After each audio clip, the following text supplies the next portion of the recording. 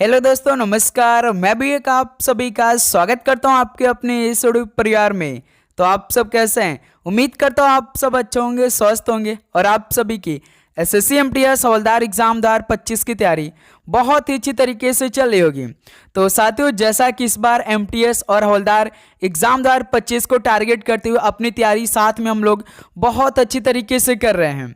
तो साथियों, आज एक और दमदार क्लास को डिस्कस करेंगे जिसमें हम लोग दमदार सवाल पे बात करने वाले हैं। जैसा आपके पेपर में सवाल बनते हैं तो इसमें टोटल 65 क्वेश्चन डिस्कस करने वाले हैं और आप सभी का सही करने का टारगेट केवल 45 क्वेश्चन रहने वाले हैं। तो साथ ही क्या आप पूरी ईमानदारी के साथ एमटीएस और हवलदार एग्जाम की तैयारी कर रहे हैं? क्या आप डेली लगातार क्लास कर रहे हैं? आपको ऐसा लग रहा है कि हमारी तैयारी पूरी तरीके से कंप्लीट हो चुका है? तो देख लीजिए साथी, ये सेशन इसमें आपको प्रीवियस ईयर के सवाल मिलेंगे और कुछ साथी नए सवाल मिलेंगे, यानी मिक्स क्वेश्चनों का आज कंपाइलेशन होने वाला है ये सेशन आपके लिए। और भाई 45 दिन आपके लिए डू और डाई भी हो सकता है, क्योंकि आपका एग्जाम साथी आखिरी 45 दिन में कभी भी हो सकता है।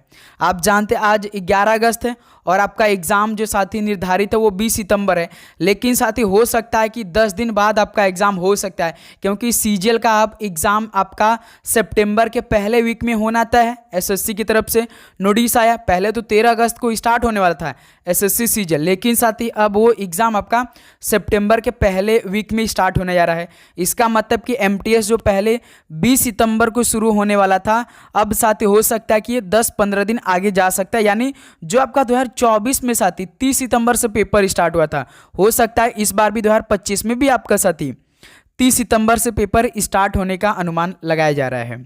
ओके, तो इसमें हमें साथी कुछ और दिन का समय मिल गया, इसका मतलब हमारी तैयारी और भी अच्छी होगी। तो लगातार साथी हम लोग क्लास करेंगे बहुत अच्छी तरीके से।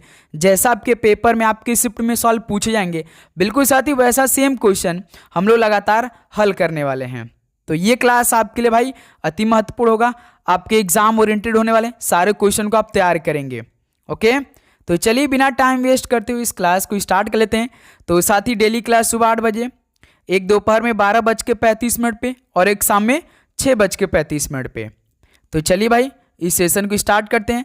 लास्ट में अपना भाई स्कोर बताइएगा। और आप जानते हैं एमटीएस और हवलदार एग्जाम 2025 के लिए केवल आपको 2 सब्जेक्ट पढ़ना है, एक तो साथी जीके पढ़ना है प्लस एक इंग्लिश पढ़ना है। यही 2 सब्जेक्ट पढ़ के आप भाई एमटीएस और हवलदार में सिलेक्शन ले सकते हैं और एक सीट पक्की कर सकते हैं। सेंट्रल गवर्नमेंट में एक नौकरी आप अच्छे तरीके से ले सकते हैं केवल जीके इंग्लिश पढ़ के। ओके, देखिए पहला प्रश्न, फुगड़ी किस राज्य का एक प्रसिद्ध नृत्य है? बताइए साथी, फुगड़ी किस राज्य का एक प्रसिद्ध नृत्य है? तो सर जी ये तो गोवा का है, यानी पहले का ऑप्शन यहाँ सा ये क्या बनेगा, बिल्कुल राइट आंसर हो जाएंगे। चलिए दोस्त अगला सवाल कॉल करिएगा, क्वेश्चन नंबर 2 को। पुष्यमित्र शुंग की राजधानी कहाँ पर थी? बताइए, पुष्यमित्र शुंग की राजधानी कहाँ पर थी? तो साथ याद रखिएगा पाटलिपुत्र थी। ऑप्शन यहाँ ए आपका बिल्कुल राइट आंसर हो जाएंगे। ओके, चलिए नेक्स्ट अगला सवाल कॉल करिए, क्वेश्चन नंबर 3 को। 1527 ईस्वी में बाबर ने किसकी लड़ाई में मेवाड़ के राजपूत शासक राणा सांगा को हराया था? बताइए साथी। तो भाई आप जानते हैं 1527 ईस्वी में कौन सा युद्ध हुआ था जिसमें साथी बाबर ने किसकी लड़ाई में मेवाड़ के राजपूत शासक जो थे राणा सांगा इनको हरा दिया था? तो भाई आप जानते हैं खानवा की युद्ध हुआ था। ऑप्शन सी बिल्कुल परफेक्ट आंसर हो जाएंगे। जैसे 1526 में पानीपत का युद्ध हुआ था पहला, तो जस्ट 1 साल बाद साथी कौन सा युद्ध हुआ था? खानवा का युद्ध हुआ था। इसमें बाबर ने राणा सांगा को हराया था, याद रखिएगा। चलिए अगला सवाल कॉल करिएगा, क्वेश्चन नंबर 4 को। काला घोड़ा कला महोत्सव प्रतिवर्ष कहाँ आयोजित किया जाता है? बताइए, काला घोड़ा कला महोत्सव प्रतिवर्ष कहाँ पर आयोजित किया जाता है? तो साथी याद रखिएगा मुंबई शहर में। बी ऑप्शन बिल्कुल राइट आंसर हो जाएंगे। ओके, चलिए नेक्स्ट अगला सवाल कॉल करिए, क्वेश्चन नंबर 5 को। गुंबद के आकार के उस स्मारक को क्या कहा जाता है जिसमें बौद्ध धर्म से संबंधित पवित्र अवशेष समाविष्ट होते हैं? बताइए, गुंबद के आकार के उस स्मारक को क्या कहा जाता है जिसमें बौद्ध धर्म से संबंधित पवित्र अवशेष समाविष्ट होते हैं? तो साथ ही याद रखिएगा स्तूप कहते हैं। डी ऑप्शन बिल्कुल राइट आंसर हो जाएंगे। चलिए दोस्त अगला सवाल कॉल करिए, क्वेश्चन नंबर 6 को। धनसिरी और सुबनसिरी ये किस नदी की सहायक नदियां हैं? बताइए, धनसिरी और सुबनसिरी नदियां ये किसकी सहायक हैं? तो साथ ही याद रखिएगा ब्रह्मपुत्र की। बी ऑप्शन क्या हो जाएगा? बिल्कुल परफेक्ट आंसर हो जाएंगे। ओके, चलिए अगला सवाल कॉल करिए क्वेश्चन नंबर 7 को। भारत की जनगणना की मानक परिभाषा के अनुसार सीमांत श्रमिक वह व्यक्ति होता है जो एक वर्ष में कितने दिन से कम कार्य करता है? बताइए साथी, भारत की जनगणना की मानक परिभाषा के अनुसार सीमांत श्रमिक वह व्यक्ति होता है जो एक वर्ष में कितने दिन से कम काम करता है?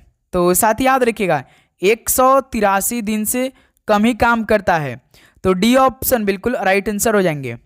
ओके, चलिए दोस्त अगला सवाल कॉल करिएगा क्वेश्चन नंबर 8 को। बॉर्डर गावस्कर ट्रॉफी ये किसके बीच खेली जाती है? यानी साथी ये जो बॉर्डर गावस्कर ट्रॉफी है तो क्रिकेट से संबंधित है, काफ़ी फेमस ट्रॉफी होता है भारत और ऑस्ट्रेलिया के बीच में। याद रखेंगे साथी, डी ऑप्शन बिल्कुल परफेक्ट आंसर हो जाएंगे। ओके, चलिए नेक्स्ट अगला सवाल कॉल करिए क्वेश्चन नंबर 9 को। 1905 में भारतीय राष्ट्रीय कांग्रेस के बनारस अधिवेशन की अध्यक्षता किसने की थी? बताइए साथी, 1905 में भारतीय राष्ट्रीय कांग्रेस के बनारस अधिवेशन हुआ था तो इसकी अध्यक्षता किसने की थी? बताइए। तो सर जी गोपाल कृष्ण गोखले ने किया था। ऑप्शन से बिल्कुल राइट आंसर हो जाएंगे। ओके, चलिए अगला सवाल कॉल करिएगा दोस्त क्वेश्चन नंबर 10 को। निम्नलिखित में से किस जल निकाय को महासागर की नर्सरी के रूप में भी जाना जाता है? बताइए, किस जल निकाय को महासागर की नर्सरी के रूप में भी जाना जाता है? तो सर जी नदमुख को। ऑप्शन सी क्या बनेगा? बिल्कुल राइट आंसर हो जाएंगे। चलिए दोस्त नेक्स्ट अगला सवाल कॉल करिए क्वेश्चन नंबर 11 को। उत्तर दक्षिण राष्ट्रीय राजमार्ग गलियारा भारत के किन दो केंद्र शासित प्रदेश राज्यों को जोड़ता है? बताइए साथी, उत्तर दक्षिण राष्ट्रीय जो राजमार्ग गलियारा है भारत के किन दो केंद्र शासित प्रदेश या राज्यों को जोड़ता है? तो साथ ही याद रखिएगा जम्मू और कश्मीर और तमिलनाडु को आपस में जोड़ता है। ऑप्शन सी बिल्कुल राइट आंसर हो जाएंगे। ओके, चलिए नेक्स्ट अगला सवाल कॉल करिएगा क्वेश्चन नंबर 12 को।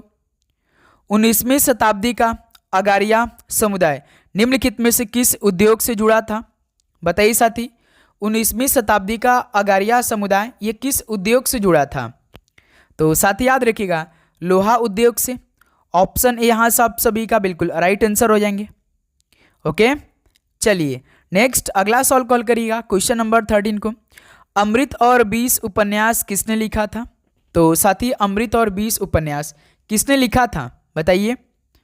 तो याद रखिएगा अमृतलाल नागर ने लिखे थे। डी ऑप्शन बिल्कुल राइट आंसर हो जाएंगे। चलिए दोस्त अगला सवाल कॉल करिएगा क्वेश्चन नंबर 14 को। घावों से अत्यधिक रक्तस्राव किस विटामिन की कमी के कारण हो सकता है? बताइए साथी, घावों से अत्यधिक रक्तस्राव किस विटामिन की कमी के कारण हो सकता है? तो साथी याद रखिएगा विटामिन के की कमी से। बी ऑप्शन बिल्कुल परफेक्ट आंसर हो जाएंगे। तो साथी उम्मीद करूंगा आपको हर एक प्रश्न बहुत अच्छी तरीके से समझ में आ रहे होंगे। तो साथी यदि आपने अभी तक बेल नोटिफिकेशन को नहीं ऑन किया है और आप जानते हैं साथी लगातार क्लास हो रही है और हम अपनी तैयारी साथ में बहुत अच्छी तरीके से कर रहे हैं इस टाइम, तो आपको नोटिफिकेशन जरूर ऑन कर लेना है, क्योंकि जैसे क्लास आएगी आप सभी के पास तुरंत नोटिफिकेशन जाएगी तो आप क्लास तुरंत ज्वाइन करके उसे अच्छे तरीके से देख लेंगे। ओके, तो नोटिफिकेशन को आप ऑन करिएगा। देखिए, उस कुचिपुड़ी नृत्य कलाकार, अभिनय और फिल्म निर्माता की पहचान कीजिए जिन्होंने 2022 में 68वें राष्ट्रीय फिल्म पुरस्कार में सर्वश्रेष्ठ कोरियोग्राफी का पुरस्कार जीता। ये तो भाई एमटीएस का फेवरेट सवालों में से एक होता है सवाल, याद रखिएगा साथी। तो उस कुचिपुड़ी नृत्य कलाकार, अभिनय और फिल्म निर्माता की पहचान करिए जिन्होंने 2022 में 68वें राष्ट्रीय फिल्म पुरस्कार में सर्वश्रेष्ठ कोरियोग्राफी का पुरस्कार जीता था। तो संध्या राजू ने जीता था। ऑप्शन सी बिल्कुल राइट आंसर हो जाएंगे। चलिए नेक्स्ट अगला सवाल कॉल करिए क्वेश्चन नंबर 16 को। तानराज खान निम्नलिखित में से किस घराने से संबंधित है? तानराज खान किस घराने से संबंधित है? तो सर जी दिल्ली घराने से। ऑप्शन है यहाँ से आप सभी का बिल्कुल राइट आंसर हो जाएंगे। तो साथी हम एक सवाल आप सभी से पूछना चाहेंगे, तो क्या साथी आप बता सकते हैं जो लच्छू महाराज जी हैं, जो लच्छू महाराज हैं ये साथी किस घराना से संबंधित हैं? बताइए। हमने आपको बताया है जो भी नंबर नाम के आगे साथी महाराज लग गया वो किस घराने से बिलोंग करते, कमेंट करके बताइए। जैसे लच्छू महाराज, बिरजू महाराज, ये सभी किस घराने से बिलोंग करते हैं, कमेंट करके बताइए। चलिए अगला सवाल कॉल करिए, क्वेश्चन नंबर 17 को। आवर्त सारणी के समूह 17 के तत्वों को किस रूप में जाना जाता है? आवर्त सारणी के समूह 17 के तत्वों को किस रूप में जाना जाता है? तो सर जी हैलोजन के रूप में। ऑप्शन से बिल्कुल राइट आंसर हो जाएंगे। चलिए दोस्त नेक्स्ट अगला सवाल कॉल करिए, क्वेश्चन नंबर 18 को। देवधर ट्रॉफी किसके लिए दी जाती है, यानी किस खेल से संबंधित है देवधर ट्रॉफी? तो सर ये तो क्रिकेट खेल में आता है देवधर ट्रॉफी। बी ऑप्शन बिल्कुल राइट आंसर हो जाएंगे। चलिए दोस्त नेक्स्ट अगला सवाल कॉल करिए, क्वेश्चन नंबर 19 को। वित्त आयोग यानी फाइनेंस कमीशन में अध्यक्ष के अतिरिक्त अन्य कितने सदस्य होते हैं? बताइए। फाइनेंस कमीशन में अध्यक्ष के अतिरिक्त अन्य कितने सदस्य होते हैं? तो सर जी टोटल 4 सदस्य। ऑप्शन सी क्या हो जाएगा, बिल्कुल राइट आंसर हो जाएंगे। चलिए दोस्त अगला सवाल कॉल करिएगा, क्वेश्चन नंबर 20 को। निम्नलिखित में से किसने 1611 ईस्वी में मुगल बादशाह जहांगीर से विवाह किया और नूरजहां की उपाधि प्राप्त की? बताइए साथी, किसने 1611 ईस्वी में मुगल बादशाह जहांगीर से विवाह किया, यानी जहांगीर की पत्नी होगी, और उसने साथ ही नूरजहां की उपाधि भी प्राप्त की? तो कौन है भाई? तो मेहरुन्निसा है। ऑप्शन सी यहां से आप सभी का मेहरुन्निसा बिल्कुल परफेक्ट आंसर हो जाएंगे। चलिए दोस्त अगला सवाल कॉल करिए, क्वेश्चन नंबर 21 को। The best mistake of my life ये किस भारतीय अभिनेता की आत्मकथा है? बताइए। The best mistake of my life ये किस भारतीय अभिनेता की आत्मकथा है? तो याद रखिएगा साथी संजय खान की है। डी ऑप्शन बिल्कुल राइट आंसर हो जाएंगे। ओके चलिए अगला सवाल कॉल करिए, क्वेश्चन नंबर 22 को। निम्नलिखित में से किस विकल्प में भारत की फसल ऋतुओं का समूह शामिल है? बताइए भाई, भारत की फसल ऋतुओं का जो समूह शामिल है वो कौन सा ऑप्शन है? रबी पोडू रॉन्ग, राय खरीफ रॉन्ग, रबी खरीफ झूम रॉन्ग, रबी खरीफ और जायद ये आपका भाई समूह बिल्कुल ठीक है, यानी सी ऑप्शन बिल्कुल राइट आंसर हो जाएंगे। चलिए दोस्त अगला सवाल कॉल करिए, क्वेश्चन नंबर 23 को। भांगड़ा और गिद्धा नृत्य शैलियाँ किस भारतीय राज्य से संबंधित हैं? बताइए साथी, भांगड़ा और गिद्धा नृत्य शैलियाँ किस भारतीय राज्य से संबंधित हैं? तो सर जी भांगड़ा तो काफ़ी फेमस है पंजाब में। बी ऑप्शन बिल्कुल राइट आंसर हो जाएंगे। चलिए दोस्त नेक्स्ट अगला सवाल कॉल करिए, क्वेश्चन नंबर 24 को। संविधान सभा में उद्देश्य प्रस्ताव किसने प्रस्तुत किया था? बताइए। संविधान सभा में उद्देश्य प्रस्ताव किसने प्रस्तुत किया था? तो साथ ही याद रखिएगा जवाहरलाल नेहरू ने। ऑप्शन सी बिल्कुल राइट आंसर हो जाएंगे। चलिए अगला सवाल कॉल करिए, क्वेश्चन नंबर 25 को। निम्नलिखित में से कौन सा स्वतंत्रता सेनानी न्यू लैंप फॉर ओल्ड नामक 9 लेखों की श्रृंखला से संबंधित था? बताइए साथी, कौन सा स्वतंत्रता सेनानी न्यू लैंप फॉर ओल्ड नामक 9 लेखों की श्रृंखला से संबंधित है? बताइए। तो याद रखिएगा अरविंदो घोष है। ऑप्शन सी बिल्कुल राइट आंसर हो जाएंगे। चलिए दोस्त अगला सवाल कॉल करिए, क्वेश्चन नंबर 26 को। निम्नलिखित में से कौन सी गोदावरी नदी की एक सहायक नदी नहीं है? यानी गोदावरी नदी की 3 ऑप्शन जो है कि सहायक नदी है लेकिन एक नहीं है। जैसे मंजरा है, मंजीरा होना चाहिए तो भाई, प्राणहिता भी है, इंद्रावती है, लेकिन साथ ही कामेंग नहीं है। तो यहीं से ऑप्शन ए बिल्कुल राइट आंसर हो जाएंगे। चलिए अगला सवाल कॉल करिए, क्वेश्चन नंबर 27 को। राजा और राधा रेड्डी को किस नृत्य शैली को नया आयाम देने के लिए वर्ष 2000 में पद्म भूषण से सम्मानित किया गया था? बताइए साथी, राजा और राधा रेड्डी को किस नृत्य शैली को नया आयाम देने के लिए वर्ष 2000 में पद्म भूषण से सम्मानित किया गया था? तो याद रखिए कुचिपुड़ी के लिए। कुचिपुड़ी कहाँ का है? तो आंध्र प्रदेश का है। डी ऑप्शन बिल्कुल राइट आंसर हो जाएंगे। ओके दोस्त चलिए अगला सवाल कॉल करिए, क्वेश्चन नंबर 28 को। 2 पादप कोशिकाओं के बीच भित्ति से होकर गुजरने वाली टनल को क्या कहा जाता है? 2 पादप कोशिकाओं के बीच भित्ति से होकर गुजरने वाली टनल को क्या बोला जाता है? तो मेरे दोस्त याद रखिएगा जीव द्रव्य तंतु बोला जाता है। ऑप्शन सी जीव द्रव्य तंतु बिल्कुल राइट आंसर हो जाएंगे। चलिए दोस्त नेक्स्ट अगला सवाल कॉल करिए, क्वेश्चन नंबर 29 को। अकबर द्वारा बनवाई गई इमारत बुलंद दरवाजा भारत में निम्नलिखित में से किस स्थान पर बनवाया गया था? बताइए साथी। अकबर द्वारा बनवाई गई इमारत बुलंद दरवाजा भारत में किस स्थान पर बनवाया गया था? तो साथी याद रखिएगा, फतेहपुर सीकरी में। डी ऑप्शन बिल्कुल राइट आंसर हो जाएंगे। चलिए नेक्स्ट अगला सवाल कॉल करिए, क्वेश्चन नंबर 30 को। भारतीय संविधान के अनुच्छेद 51A के अनुसार भारत की संप्रभुता, एकता और किसको बनाए रखना और उसकी रक्षा करना प्रत्येक नागरिक का मौलिक कर्तव्य है। बताइए साथी। तो अनुच्छेद 51A के अनुसार जो भारत की संप्रभुता है, एकता है और एक अखंडता है भाई, ये बनाए रखना, उसकी क्या है, रक्षा करना प्रत्येक नागरिक का मौलिक कर्तव्य है। ऑप्शन ए बिल्कुल राइट आंसर हो जाएंगे। चलिए नेक्स्ट अगला सवाल कॉल करिए, क्वेश्चन नंबर 31 को। 2011 की जनगणना के अनुसार निम्नलिखित में से किस केंद्र शासित में ग्रामीण आबादी का प्रतिशत सबसे अधिक है? बताइए दोस्त। 2011 की जनगणना के अनुसार किस केंद्र शासित प्रदेश में ग्रामीण आबादी का प्रतिशत सबसे अधिक है? तो ये आपका पुदुचेरी में। डी ऑप्शन परफेक्ट आंसर हो जाएंगे। चलिए दोस्त अगला सवाल कॉल करिए, क्वेश्चन नंबर 32 को। निम्नलिखित में से किस दिन राष्ट्रीय एकीकरण दिवस यानी नेशनल इंटीग्रेशन डे मनाया जाता है? बताइए किस दिन नेशनल इंटीग्रेशन डे मनाया जाता है? तो साथी याद रखिएगा 19 नवंबर को। तो बी ऑप्शन बिल्कुल परफेक्ट आंसर हो जाएंगे। चलिए दोस्त नेक्स्ट अगला सवाल कॉल करिए, क्वेश्चन नंबर 33 को। उड़ीसी नर्तक नृत्यांगना किसको नृत्य श्रेणी में संगीत नाटक अकादमी पुरस्कार 2022 से सम्मानित किया गया? बताइए साथी। जो उड़ीसी नर्तक या नृत्यांगना है, किनको नृत्य श्रेणी में संगीत नाटक अकादमी पुरस्कार 2022 से सम्मानित किया गया था? तो सर जी निरंजन राउत को। डी ऑप्शन बिल्कुल राइट आंसर हो जाएंगे। चलिए दोस्त अगला सवाल कॉल करिए, क्वेश्चन नंबर 34 को। भारत में एक अध्ययन द्वारा प्रलेखित शिक्षा के किस स्तर पर अधिकांश जनसंख्या बेरोजगार है?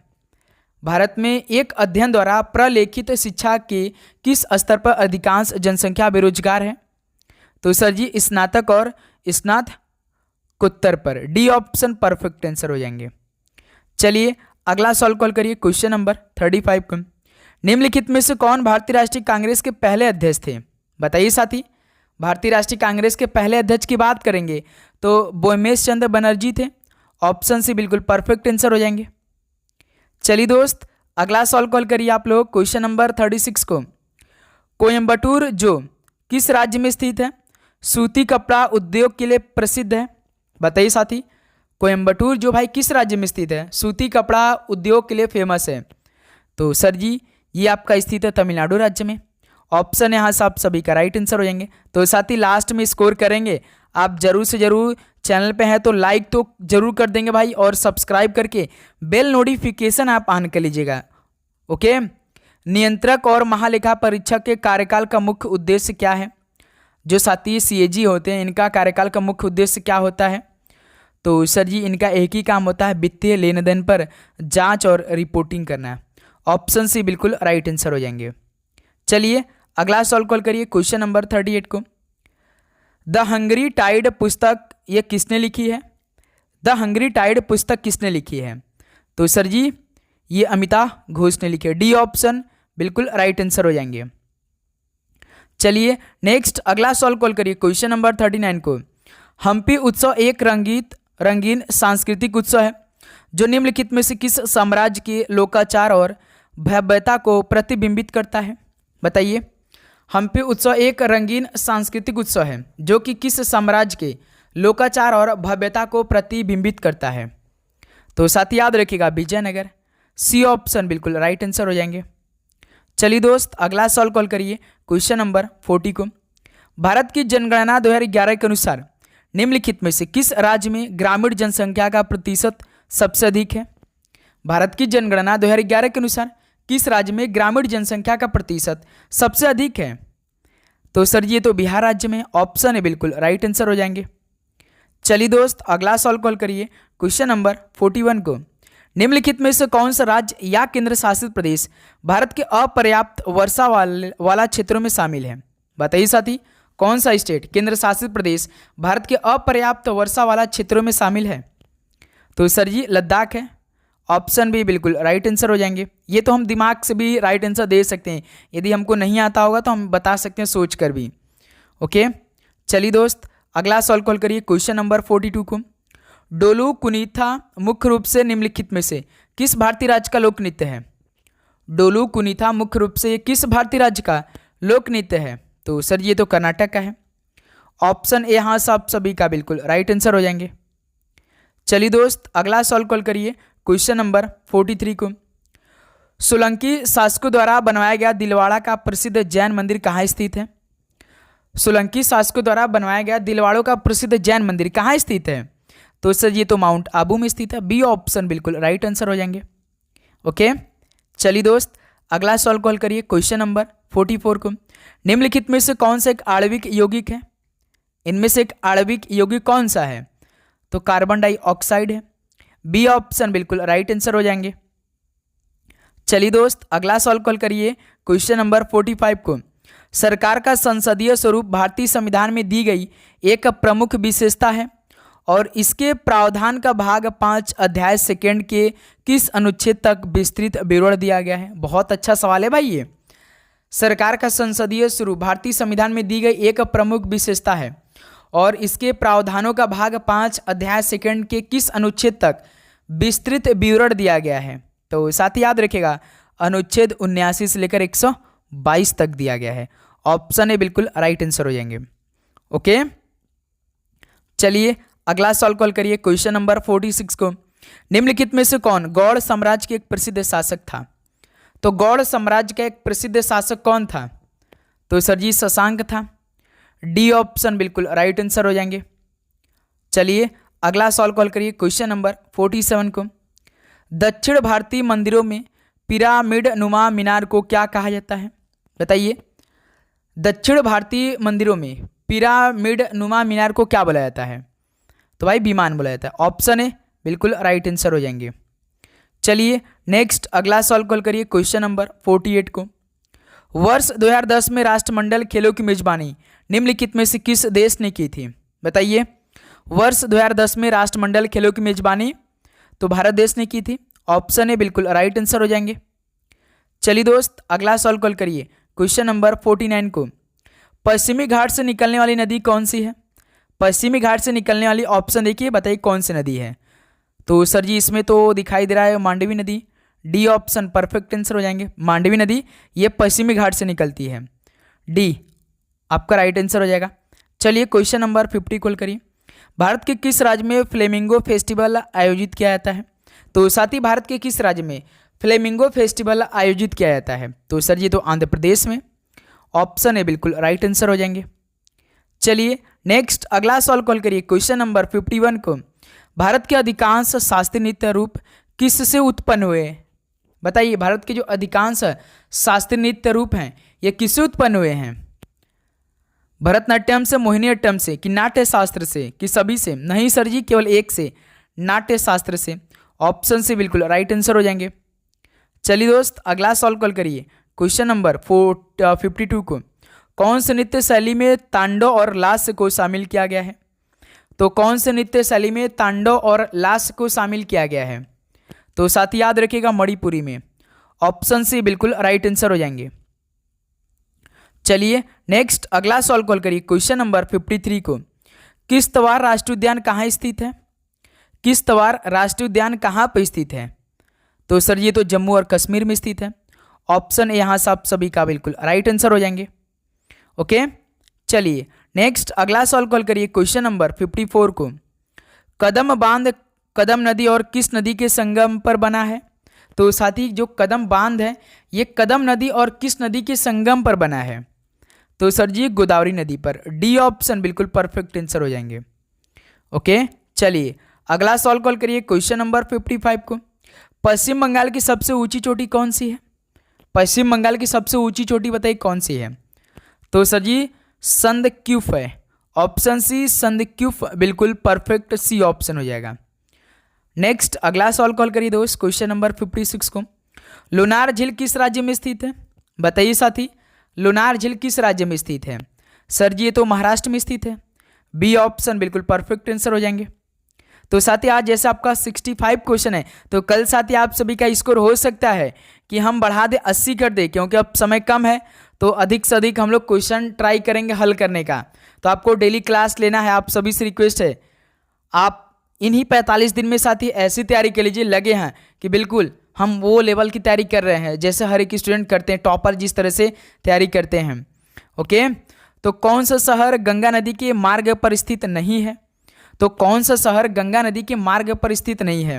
जैसे पटना है, प्रयागराज है, कानपुर है, लेकिन साथी लखनऊ तो आप जानते हैं गंगा नदी के तट पर नहीं है। चलिए कमेंट के बताइए लखनऊ किस नदी के तट पर स्थित है? चलिए बताइए साथी, किस नदी के तट पर स्थित है लखनऊ शहर? कमेंट करके बताइए। यूपी की राजधानी लखनऊ।